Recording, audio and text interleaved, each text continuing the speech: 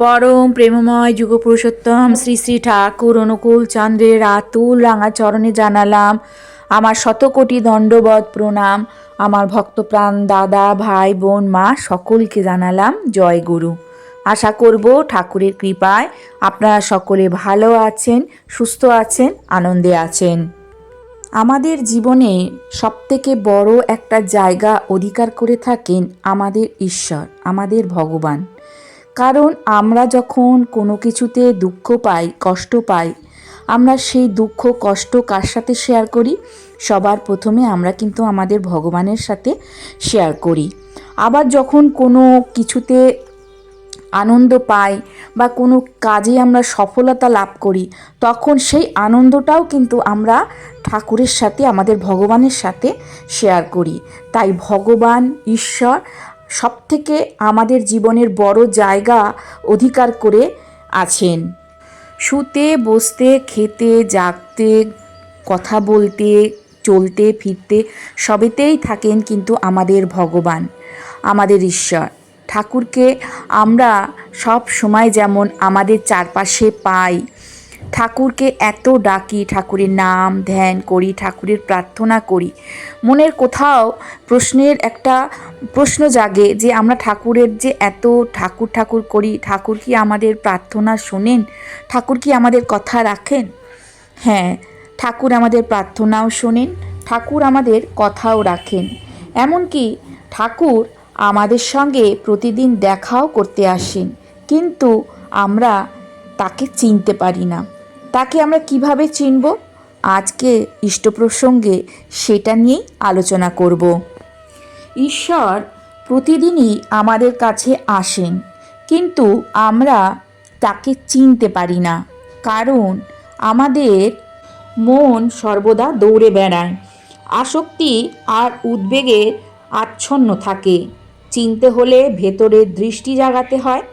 কিভাবে চিনবেন? এক, প্রকৃতির মধ্যে ভোরবেলায় সূর্যোদয়, পাখির ডাক, ফুলের সুবাস, বৃষ্টির ফোঁটা, এই সব কিছুতেই ঈশ্বরের উপস্থিতি। প্রকৃতিকে নীরবে অনুভব করলে মনে হবে ঈশ্বর যেন ছুঁয়ে গেলেন। দুই, মানুষের ভালোবাসায়। যখন মা সন্তানকে নিঃস্বার্থভাবে ভালোবাসেন, কেউ আপনাকে সাহায্য করে কোনো প্রত্যাশা ছাড়াই, সেই মুহূর্তেই ঈশ্বর তার রূপ দেখান। তিন, অন্তরের কণ্ঠে। কখনো মনে হয় এটা করা উচিত নয় বা এই কাজটা ভালো, এটাই আপনার অন্তরাত্মার কণ্ঠ। সেই অন্তর্দৃষ্টি ঈশ্বরের নির্দেশনা হিসেবেই আসে। চার হলো দুঃখ কষ্টে। যখন কোনো বাধা আসে, তখন আমরা ভাবি ঈশ্বর আমাদের থেকে দূরে সরে গেছেন, কিন্তু আসলে তিনি আমাদের শক্তিশালী করতে আসেন কষ্টের রূপে। পাঁচ, নাম ধ্যান ও প্রার্থনায়। মন শান্ত করে যখন ধ্যান করেন বা নাম জপ করেন, তখন ভেতরের যে শান্তি অনুভব হয়, সেটাই ঈশ্বরের উপস্থিতির স্বাক্ষর।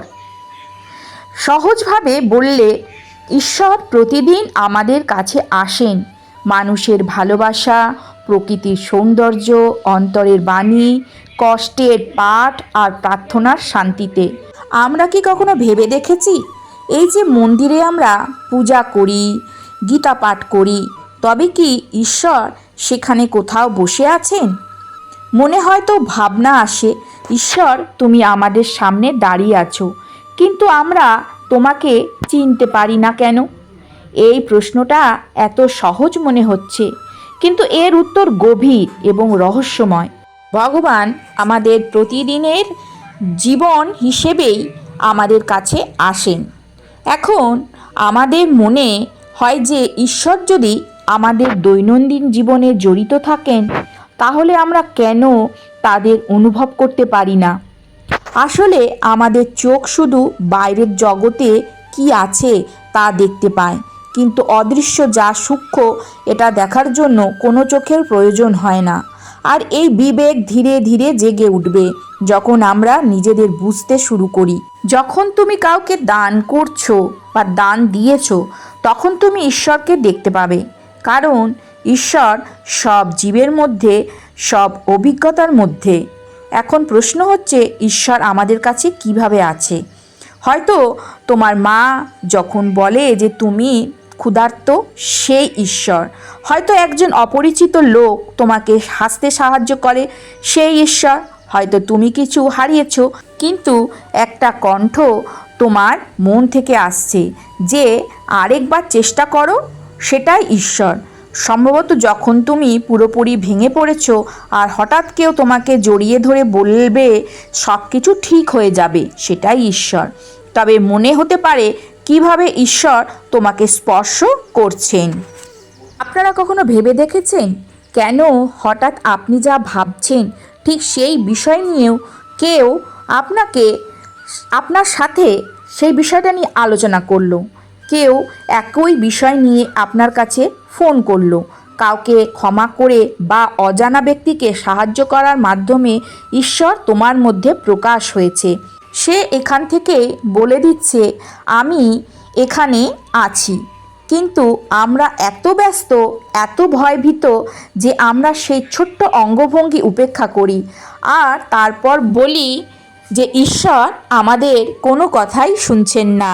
কিন্তু ঈশ্বর সর্বদাই আমাদের সামনে আছেন, আমাদের ভিতরে আছেন, কিন্তু আমাদের ভিতরে চোখ বন্ধ, তাই আমরা তাকে অনুভব করতে পারি না।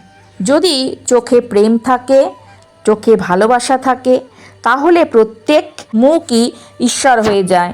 যদি দৃষ্টিকোণ পরিবর্তন হয়, তাহলে যে দ্রব্য বিক্রি হবে তাও ঈশ্বর। যে আমাদের চা দেয়, পথ চলতে সাহায্য করে, সবই ঈশ্বরেরই রূপ।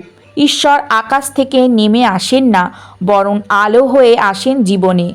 সে প্রতিদিন আমাদের জীবনে বিভিন্ন রূপে নেমে আসে। একজন শিক্ষকের শেখার মধ্যে, একজন বাবার কঠোর প্রেমে, একজন মায়ের মুখে, একজন মানুষের আশ্রয়ে। সে সব দিক থেকে লুকিয়ে আছেন। প্রত্যেকের হৃদয়ে ঈশ্বরের মন্দির হতে পারে, কিন্তু সেজন্য আমাদের সতর্ক থাকতে হবে। আমাদের চেতনাকে আরও সচেতন করতে হবে। এখন চিন্তা করা যাক যে ঈশ্বর কিভাবে আমাদের কাছে আসেন। সে কি সকলের চায়ের মধ্যে আমাদের খুশি করছে, বা বইয়ের কোথাও ছিল, বা আমাদের নতুন কিছু শেখায়, বা সে শিশুর হাসিতে ছিল? না, আমাদের ভেতর থাকেন। ঈশ্বর আমাদের দেখতে সব জায়গায় আছেন। ভগবান আমাদের শ্বাস প্রশ্বাসে লুকিয়ে আছেন। তাই বাইরের খোঁজ বন্ধ করতে হবে, ভেতরে দেখতে হবে। তারা প্রতিটি শ্বাস প্রশ্বাসেই আছেন। তিনি প্রতি মুহূর্তেই মিলিত হতে আসেন। শুধু চিনতে সক্ষমতা তৈরি করো। তাকে চিনতে গেলে আমাদেরকে কিন্তু জীবনে ক্রমাগত ধ্যান করতে হবে, অর্থাৎ আমরা জীবনে মনোযোগী যেন হয়ে উঠি। তার প্রত্যেক মুহূর্তে ঈশ্বরের সাথে সাক্ষাৎ তাহলেই কিন্তু হবে। তিনি জীবনের প্রতিটা পথেই আছেন। আমাদের দৃষ্টি পরিবর্তন করতে হবে। যখন আপনারা ঈশ্বরকে ভালোবাসবেন, তখন আপনারা কিন্তু নিজেকেও ভালোবাসবেন। তাই ভালোবাসা হচ্ছে এমন ভাষা যা ঈশ্বর অনুভব করতে পারেন। আর ধ্যান হচ্ছে সেতু, যা আমাদের আত্মা ও অপর একটি আত্মার সাথে ঐশ্বরিক সম্পর্ককে সংযুক্ত করে। তাই বন্ধুরা, আজ থেকে নতুন দিন শুরু করতে হবে। ঈশ্বরকে প্রত্যেক মানুষের মধ্যে দেখা শুরু করো। প্রতিটি অভিজ্ঞতার মধ্যে তার হাত অনুভব করো। যখন তুমি হাসবে, যখন তুমি কাঁদবে, যখন তুমি হাঁটবে, পড়বে, আবার উঠবে, সব জায়গায় ঈশ্বর আছেন। তারা প্রতিদিন আমাদের সাথে দেখা করেন। প্রতিদিন সকালে আলো হয়ে ওঠার মাধ্যমে, প্রতি রাতে শান্তি হয়ে, প্রতি কণ্ঠে নীরব হয়ে ওঠার মাধ্যমে, প্রতি হাসির গভীরতা হয়ে ওঠার মাধ্যমে। আমাদের সবসময় মনে রাখতে হবে আমাদের মন যেন শান্ত থাকে আর হৃদয় যেন খোলা থাকে। ভগবান কিন্তু আমাদের সবসময় চারপাশেই আছেন। আমাদের চোখে পর্দা পড়ে থাকার জন্য আমরা কিন্তু তাকে দেখতে পাই না বা অনুভব করতে পারি না। ভগবানকে অনুভব করতে গেলে আমাদের চেতনাকে সতর্ক রাখতে হবে এবং আমাদের কর্মকে পবিত্র করতে হবে। আমাদের ভিতরকার ময়লা ধুয়ে ফেলতে হবে, আমাদের অহংকারকে দূর করতে হবে। ভগবান কোনো একটি নির্দিষ্ট ছবি নয়, ভগবান কিন্তু সবের মধ্যেই আছেন। তাই ভগবানকে যদি আমরা দেখতে চাই তাহলে আমাদের নিজেদের অহংকার বোধকে দূর করতে হবে, আমাদের মনের মধ্যে থেকে যে সমস্ত ময়লা সেগুলোকে দূর করতে হবে, হিংসা দূর করতে হবে, তবেই কিন্তু আমরা ভগবানের দর্শন সহজেই করতে পারবো। আজকের আলোচনাটা এখানে শেষ করছি। আশা করব আজকের আলোচনাটা আপনাদের ভালো লাগবে। যদি ভালো লাগে তাহলে অতি অবশ্যই একটা লাইক করবেন, কমেন্ট করবেন, বেশি বেশি করে শেয়ার করবেন। কালকে আবারও আসবো আরেকটি নতুন আলোচনা নিয়ে। সবাই ভালো থাকুন, সুস্থ থাকুন, আনন্দে থাকুন।